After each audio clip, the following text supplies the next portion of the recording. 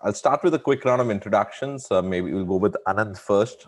Anant's a third generation entrepreneur. He's now he's actually taking Famous Studio forward in terms of going from an existing physical location to actually investing in virtual production setups, as well as looking at end-to-end pre to post production sort of setups as well. And he's actually worked deeply with Netflix, got it authenticated, and a very forward looking sort of production outlook.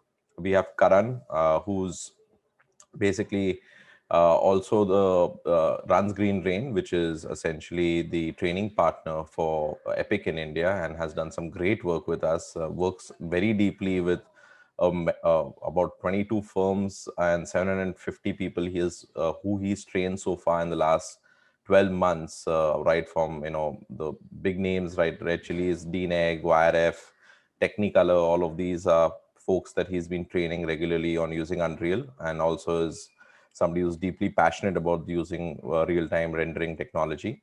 And finally, Vani, who's we're privileged to have a join here from LA. Vani has had a storied career with DreamWorks and Rhythm and Use. And it's been great to actually have her thoughts over here, as she's one of the she represents all the artists out here, as well as has done some great work around women in VFX in our subcontinent as well. So yeah, without further ado, I think would be nice to actually start this panel off with one quick question, which is, how do you all define virtual production? What does it mean to each one of you? So Vani, let's start with you. Hello, everyone. Thank you so much for having me here. This is so exciting. Thank you, Animation Express, and thank you, Sameer and the Unreal team. So what does virtual production really mean? I think what virtual production really means is, how do we get the creatives more power? How do we create more fantastic things without having to feel the burden of the other things? I think that's what I take away from virtual production. Vani, you also happen to have become an Unreal Fellow. So would be nice if you could explain it in the context, given that you have worked with Rhythm and Use, DreamWorks animations over the years, you've seen how technology has evolved. Would be nice if you could spend another few sentences just giving a sense of context about what you mean of virtual production in the idea of what you've seen happen before in the past.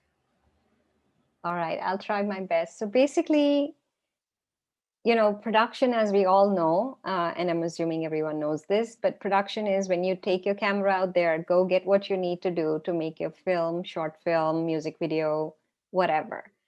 What virtual production really did was that, without having to worry about a lot of the things, you could still go ahead and create it. I'm not a very technically savvy person, but I know most of the stuff. I can direct people. So when I was invited to be a part of the Unreal Fellowship, I was actually very scared, because I was like, I don't know how to do this. I don't want to focus on like lighting and rendering and how to move this or how to move that. And there were so many tools given to us creators at the Unreal Fellowship that it made the life very easy to be able to use mocap, to be able to use animation that was readily available, assets that were readily available and rigged. So you can just focus on telling your story. You can do your pre-visualization of what you want to do. So I think that's basically what I took away from the Unreal Fellowship. And so I would say that virtual production would make life a little bit easier if you are well educated about it. That's a great one to lead into with Anant. Anant, you've kind of have a storied space which has been famous for, no pun intended. Would be great if you could tell us what do you think of virtual production? How do you define it? Yeah, Sameer, thanks for having me on the panel firstly, and great job, Animation Express, for putting this together. And I must also say that I'm very privileged to be part of a panel which has leading minds for the next generation. I usually look at any sort of new technology or any new business in a very macro sort of way. simply because we don't only work with a certain set of clientele. We are working with broadcast, we work with filmmakers, we work with advertising. And each vertical has different demands when it comes to producing content. A film would usually, allow you to take your own time in VFX and shooting over a 6 month or a 1 year period. Advertising is very, very opposite. The client might tell you on a Monday that we need to shoot tomorrow and we want the delivery on Thursday, and you need to create two massive 3D characters for us. So they will ask you for the impossible, but then it's about how you and your team sort of get together and make it happen.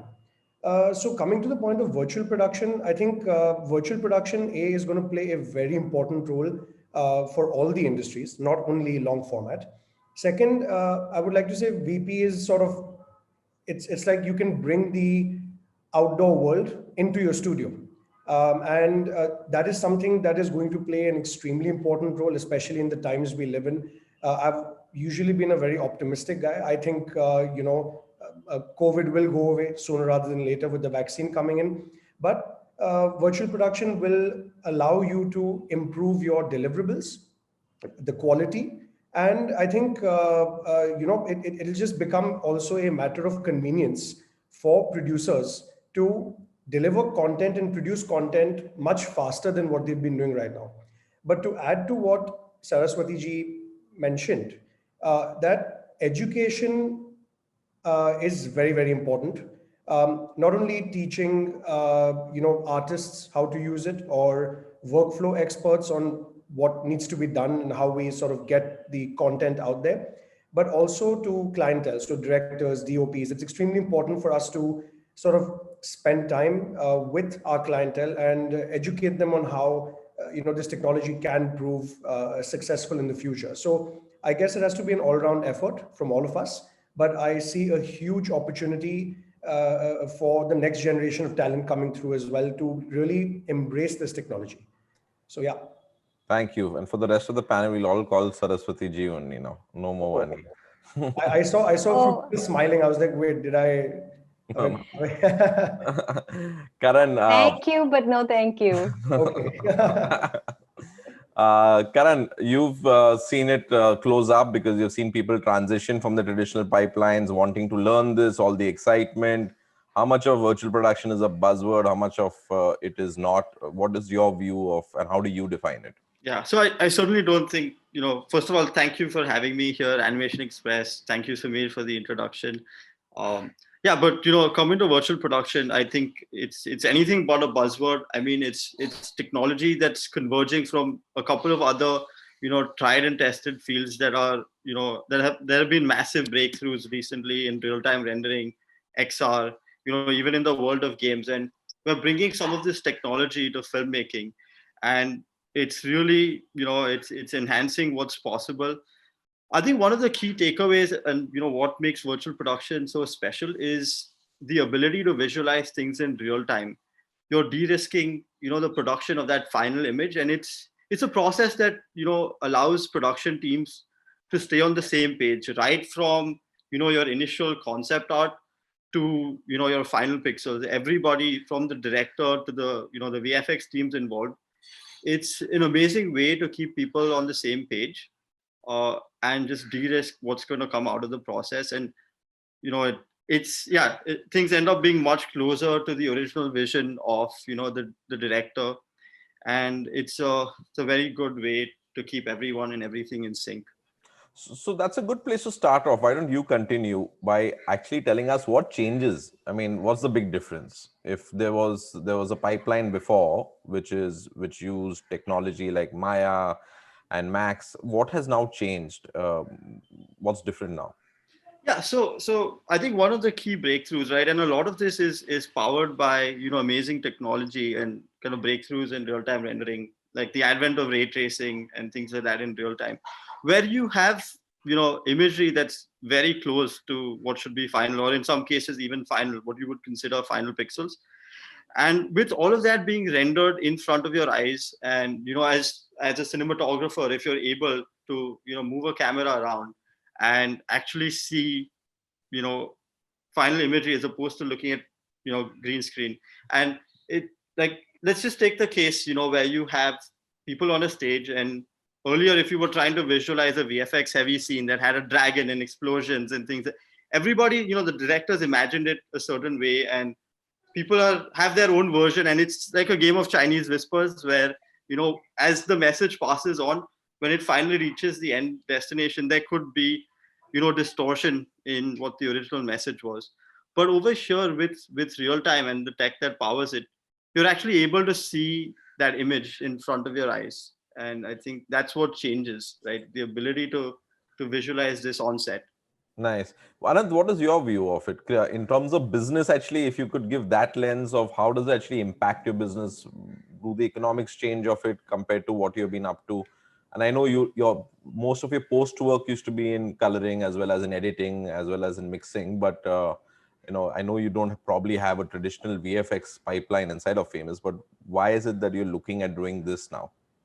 So in terms of what we're offering, we do have a traditional VFX pipeline, but obviously it is with the Mayas and the Flame Premiums of the world. That is the traditional workflow that has been followed by advertising, which has been a very large part of our business, at least till 2020, the early 2020. We're now slowly entering into the OTT and long space as well, and we've made investments for that. I just feel in terms of workflows, it's still early times, because what I've been hearing in the industry as well, people are using LED backdrops, which are being converted into blue and green screens, but there's no sort of tracking which is happening. Also, pre-viz is something that has really, or had not really picked up in India. People didn't seem to really want to spend time on it. But as you're aware, even Centroid is part of our facility. And, we have explored that pre-viz sort of scenario with some of the clients that have visited there. And I think they're slowly moving to that direction of figuring out that, look, if we do pre-viz, it's going to be a lot more effective later. The way I'm looking at it from a business standpoint is, as a producer, because we also produce TV commercials for our agencies, if we offer this solution, in addition to what we already have in terms of infra, I just feel we'll be able to create a lot more content a lot faster and bring it to your screen. And if we look at a very, very simple statistic from the FICCI report of 2019, there were about 550 million screens across India. And if we're looking at a population of 1.3 billion people, I don't think it's going to take too long for the actual screen size to hit the number of people that are, with 5G and all coming in. So it's important that we take the lead on this. And I'm optimistic that if we hit it right, we would be able to provide a solution for every content creator, not just long format. So I'm looking at it from that point of view. And yeah, we're looking at some solid collaborations, because that's the only way to sort of, move forward. So those are my thoughts. Interesting. Vani, how did it change for you in terms of experience when you tried your hand at virtual production compared to what you have done in the past? Creatively, where did you feel there was a change? Or was there a change? I mean, definitely there is a huge change, both positive and both very scared of doing it. When you know how to pick up a physical camera, I know how to pick up, the physical stuff and go out there and put it out there. Working with DreamWorks and Rhythm and Hues, you know how to guide the artist. So, you work with the artist and you know where to place your 3D camera. So it's pretty similar, but there's always this unknown, so I think there was a little bit of that, oh my God, what am I going to do? Am I going to fail? I don't understand this. But eventually, once you get through that fear, it's all play. It's really all play. So for me, it was like I could pick anything from the Unreal Marketplace or anybody else that had such great stuff created. I could mix, I could match, I could do very quick, literally if someone asked me, how did you do it? I was capturing screenshots, putting the character in different places and saying, do I want this? No, I don't like this. Let me move this. Let me take this. So selecting backgrounds, selecting lighting, moving things so quickly that you really, in the old pipeline, you would have to wait a long time for it to get rendered. It's pretty real time, and it's a high. It's definitely a high. The way I saw that was, like, if I were to coin it, maybe I would say, I was writing it down, I think it was more like a mathematically calculated way to make art, because it had a lot of science behind it. It had a lot of technology behind it. And you just don't see the people visually that have created all of it. But there are those man hours of material that's available at your fingertips. So it was definitely an empowering tool to use creatively. That's a great way to describe it. While you're talking, I was thinking, what is the kind of, a lot of students, and we're seeing a bunch of questions around what kind of skills, what kind of salary can I expect? Given that this is a newer pipeline, would you spare some time talking about, given your experience, what type of skills do you think one needs in this sort of new kind of production technique? You, Is Vani, that let's for start me? with, Okay, yeah, got that's it. for you. All Yeah. right. So I have zero skills. That's all I can say. I can start with zero skills. And I think the first baby step, like I've done this throughout my life, to say, let me take the first baby step and say, challenge the things that I don't know, and I think that's the best way to learn something. For anybody, whether you're a professional, and if you're especially a professional, you will know that that's an everyday thing. You don't know a million things. And if you're a student, it's no different. You just have to say, okay, what do I want to learn? Watch a lot of videos or films that are already there. The website of, I think, Unreal has tons and tons and tons of free information. So you can even sit at with COVID, most of us are sitting at home anyways. So you could spare an hour and learn whatever you need to learn, and very quickly download and explore. And then once you start exploring, it's like a playground, So that's how I see skills get developed, is by exploring. There are no set skills personally. If you are already someone who knows how to use 3D, and who knows how to make a film, just get there and start with whatever skills you have. I think we often compartmentalize ourselves by saying, I need to know this to be able to make a film, and never get to doing it. So I think that's how I see it, like more philosophically. You just have to get into the Unreal machine, the engine, download a couple of things, make your mistakes, and within a couple of days you would make a shot. That's a good one. Anant, what are you seeing in terms of skills, given that, it doesn't just stop and end with Unreal or using any other game engine for real-time rendering? You also need to look at how to understand networking, designing those panels, a whole bunch of other skill sets. What's your view of what one needs, and where do you see the need right now? Are you hiring? And if you are, what kind of skills are you hiring for? So honestly, we're always looking for good talent across the board, whether it's a traditional visual effects pipeline for TV commercials or long format. But even for virtual production, whatever learnings I've had in the past couple of months, I think background asset creation, that is something that is going to be a very, very key ingredient for this to succeed. So that is something that I feel is definitely an opportunity, with Unreal and also with other traditional softwares. So yeah, I would urge anybody who's hearing into this conversation, that across the visual effects board there are many opportunities. Even if you are a traditional VFX artist, you need to sort of maybe upskill and understand how virtual production is going to work in different scenarios. And yeah, we've always been open to sort of taking people on for training, give them hands-on experience with jobs. That's how we have historically trained all our talent, down the years. So there is a huge opportunity, but yes, this background creation, I think is going to be very important.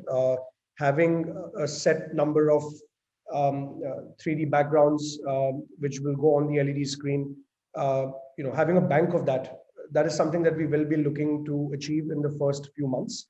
It's simply because the clients come in and they have different requirements. Someone wants the beach at the back, someone wants the Grand Canyon, someone wants like New York at the back. So you need to create stuff to show them. It has to be like a buffet, like a menu. Sorry. So those are my thoughts. There's plenty of opportunity for new talent and for existing talent that's already in the VFX space. Karan, thanks, Anant, for that. Karan, would be great if you could be a little more specific about the kind of skills as well, right? Just like Anant gave a broad overview of the variety. Technically, what do you think are the kind of skills that are missing right now in the ecosystem within India?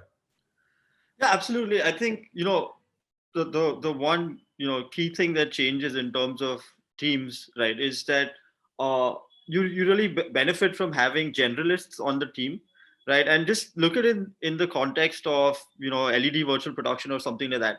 Like the line between, a lighting artist and a compositing artist is so blurred because you're essentially compositing in real time in camera, right? So I think, having a generalist skill set is very important over here, and you'll be working with smaller teams, so that's one thing you'll realize. And I think that's where just relearning and training is such an important aspect, right? Where if you look at a traditional pipeline, it's very much like an assembly line. You've got all these departments with very rigid barriers between them, but with virtual production and real time, the lines get blurry, and I think that's like one of the things that changes.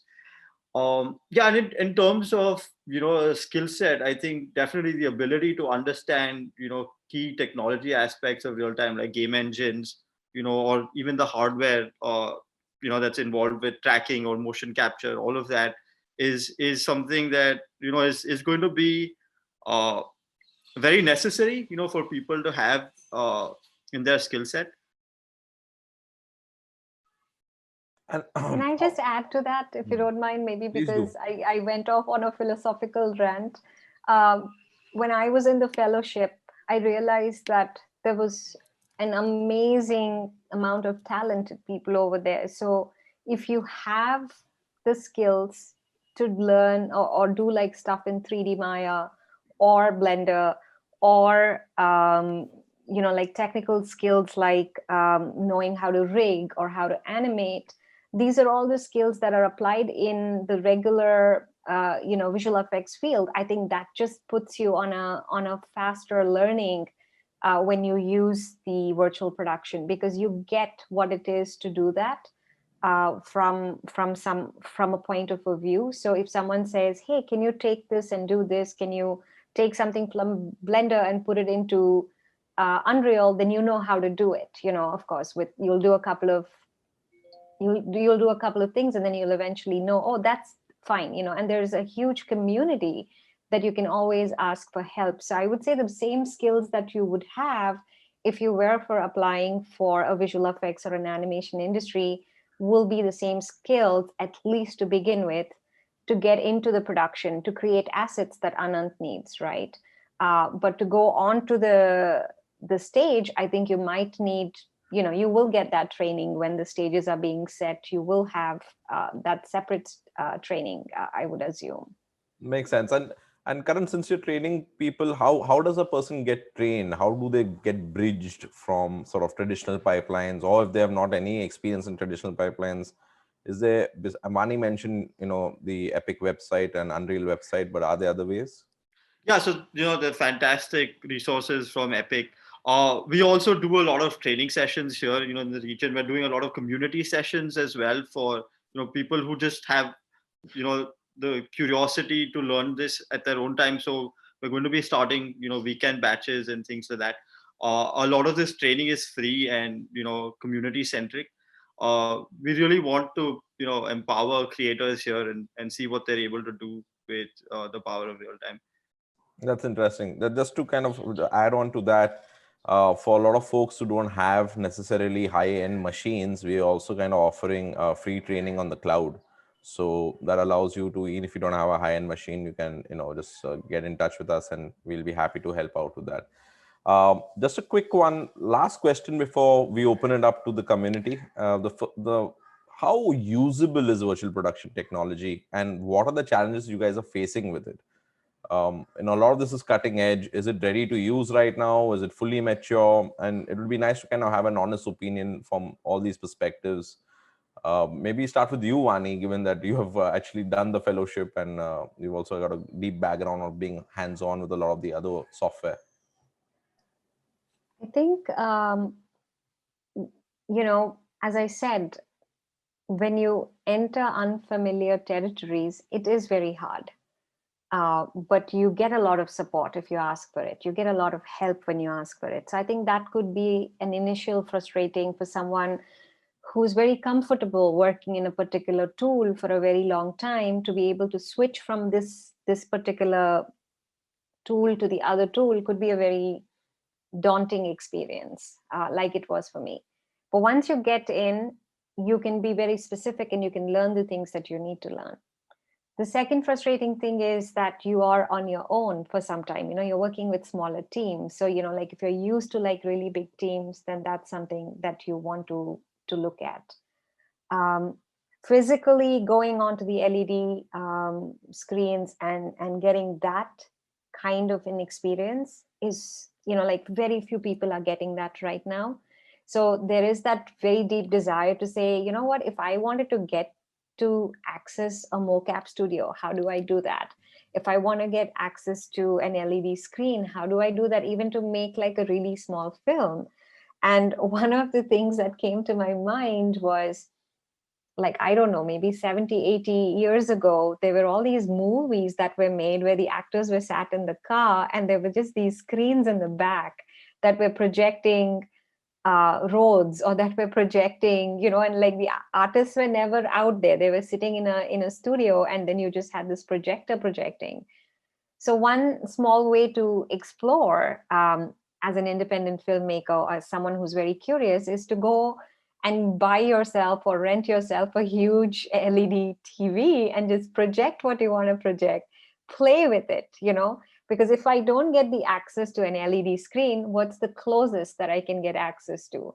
I call it the Jugaad way of learning. Like you go, you learn because you really want to you want to understand how to do it. So I would say, like, there are frustrations, but there are always many options to overcome those frustrations. Yeah, thanks, If Vani. I can think of something else, I'll come back. All right, please do. Before I move to you, Anant, I actually want to talk to Karan, because a lot of what happens with real-time rendering is that it gets pigeonholed always into virtual production and also LED screens. But there's a great amount of work happening with Weta and others, especially in the case of animation. And Karan, you've been working with some great animation companies here. So do you want to, because Vani already spoke about how things are at VP, but talk to us about where animation is and what is your view of that? Totally. Yeah. So I think, with animation, it has a lot. Again, the whole team is not waiting for things to be rendered. As an animator, you can, animate your shots looking at, what lighting would be like. You're seeing all these things converge, right? And that's what makes it really powerful again. And then when you're able to leverage, like with Unreal, you can leverage things like AI and physics and all of that in real time, right? You're not waiting for these simulations to, be processed over hours and days. So from that perspective, right, you can, again, here in this case, you're working with, smaller teams. You're able to align on a vision much faster, make decisions more rapidly. So I think, for animation studios, again, you'll see a lot of, benefits, both in terms of time and cost, in switching to a real-time pipeline. And yeah, it's like, what's interesting is there's a lot of transfer of knowledge coming from games where things have to be so optimized. So there's some of that. And every day we're seeing exciting new features, developing in real time specifically, and things that may not have been supported earlier, but with a big push from animation VFX, we're seeing a lot of new technologies come into game engines like Unreal. Great. Anand, I do have. Yeah, Go sure, ahead. Vani, carry on and then. No, I said one more big frustration could be that it's constantly changing, so it's so quickly changing. How do you keep pace with that? Because if you get onto a particular show, using this particular virtual production and LED screens, what the cost of LED screens 5 years ago were have dropped by 50%. The future is going to drop again. The technology is so fast changing that you have to catch up with all that new change that's going to happen. So that could be very frustrating. You could be working on a project for 6 months to maybe 18 months if you're on a feature, and you can come out of it and you could realize, oh my God, whatever I learned from that, I can't use because everything has changed in 18 months. So that could be a good frustration or a bad frustration. I don't know, but it'll be very different for sure. Anant, thanks Vani for that. Anant, I have a slightly different question for you. You have components already there. You have Centroid and Partho there with the motion capture setup. You have your post, you have the physical location. Where do you think is the gap in the market currently, or is there a gap in the market currently? And that's again coming back to, is virtual production a reality and what are the problems that you face? But it would be nice to speak in the context of what you have and where do you see it going, and what's the time frame you look at all of this being stitched up from a demand perspective. So if I look at famous studios personally, the only gap I really see is deploying the actual technology. So if it's the tracker, if it's the, something like a disguise box, for example, the LED screen.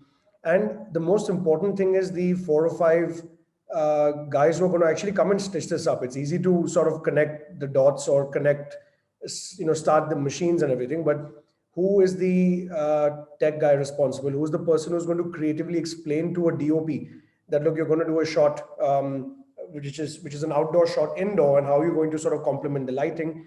So, these are the things which we're trying to figure out right now. I'm looking at least a 2 to 3 month timeline before it is actually ready for us to go, confidently go out and say to DOPs and directors that, look, we've got something for you. Why don't you come in and check it out? And then we see how it goes. In terms of challenges that we are currently facing, I think the biggest hurdle I think we already crossed a couple of months back was identifying the right people who we want to partner with. Second, the fact that, as Saraswathi mentioned, the how expensive LED screens are right now. There's multiple costs involved in the entire thing. So for this to really happen, you need the right people. You can't do it, individually. Even if Famous has a post setup, we have a VFX house, we have the floor. You still need the right people to come and collaborate. And fortunately, we sort of have made our intent very clear. And we've got the right people coming in and say, okay, guys, let's work on this together. Let's support each other and let's build this from scratch. Yeah, and in terms of the challenges where pipelines and things are concerned, Saraswathi and Karan have already, laid that down, and we're facing similar challenges from that point of view. But as I said, I'm very optimistic. I always look at things 1-2 years down the line. We are bracing ourselves that, yeah, technology will change. Maybe the crystal LED will come after a year. People are talking about that as well. Now, I honestly don't want to think that far, because it's extremely important that we first bring out a product that is accepted in the market. That's the first hurdle to cross. Once we cross that hurdle, then we look at what has to be done next. But we're definitely very, very optimistic about this technology, and yeah, we'll move through the challenges as they come. We're also learning for the first time. So, but yeah, the only one last thing I'd like to say, if you want to experience or you want to achieve something good with virtual production, you're going to have to step out of your comfort zone. That is basically the start and end of it. If you're going to be holed up thinking that, okay, I'm going to look at the existing VFX pipeline, अपने India में बोलते हैं ये कौन करेगा, इसमें बहुत time लगेगा, हमारे से नहीं होगा. That with that attitude, it's not going to happen. You're going to have to think out of the box, and you're going to have to give it time. It's a baby, not only for us, but it's for everybody. Everybody's trying to figure this out. So that is basically my 2 cents on this. Great. I think that's a great note to end on. And let's start with the questions. We have another 10 minutes. We'll take a couple of them. How will virtual production, this is from Nikhil Kishore, how will virtual production benefit production houses working remotely and freelance artists? And how will the technical pipeline support be optimized for virtual production? So maybe the first half is what we can talk about how it will benefit production houses working remotely and freelance artists. So any of you want to take that? I can take that one. Okay. So yeah, to kind of touch on what you said earlier, Samik, about Samik, about virtual machines, and over here you have people who are working. You can have people working on the same virtual set remotely, right? You've got new things like NVIDIA Omniverse, where someone working in Unreal and someone working in Maya and someone working in Substance can all collaborate together on the same set using something like Omniverse, and you don't need to be in the same location. And with things like VR scouting and all of that, you're really able to build worlds and environments with people being in different places, but you're building one world together. So I think that's how it changes. So for production houses, you no longer need to have your entire team centered in one place. I think COVID has actually played a role in accelerating how people can collaborate and work remotely. So a lot of terrible things have come out of COVID, but the one good thing is we're really starting to look at remote workflows very seriously. Makes sense. And I know, just to add to that, I just wanted to let you guys know that we currently in India, for example, offer the training. Close to about 200 people are being trained every month on the cloud, and none of them actually have access to high quality GPUs, but we have managed to crack workflows. My colleague Arvind's also on the call, and both he and I have worked deeply together with Karan and others to actually allow anybody in any location to do that. And it's actually worked out really well.